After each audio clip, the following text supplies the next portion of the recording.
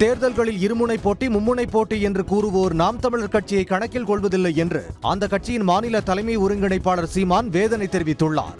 மதுரையில் நடைபெற்ற சௌராஷ்டிரா அரசியல் எழுச்சி மாநாட்டில் சீமான் பங்கேற்று பேசினார். தேர்தலில் தனது கட்சியை மற்றவை என்றுதான் குறிப்பிடுகிறார்கள் என்று தனது ஆதங்கத்தை வெளிப்படுத்தினார். அரசியல் அதிகாரம் இல்லை என்று சௌராஷ்டிரா மக்கள் நினைக்க கூடாது என்று கூறிய அவர் தங்கள் கட்சி அனைவரையும் இரு கரங்கள் விரித்து வரவேற்பதாக தெரிவித்தார்.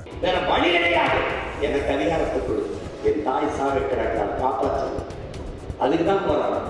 அதனால தான் என்ன சொல்றோம், நாம் தமிழர் கட்சி எல்லா மக்களும், உங்களுக்கு மட்டும் இல்லை, மலையாளி, கன்னடது, தெலுங்கு, எனக்கு தன்னிதரமாக இருக்கிற கன்னடமே இருக்கிற கட்சியில நான் சொன்னேன், ஒபாமாவை கூட சேர்த்துருவோம் கட்சியில் நான் எடுத்துருந்தேன்.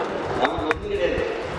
மாநாட்டில் தாம் பங்கேற்றதால் இனி சௌராஷ்டிர மக்களுக்கு பிற அரசியல் கட்சிகள் முக்கியத்துவம் கொடுக்கும் என்றும் சீமான் பேசினார்.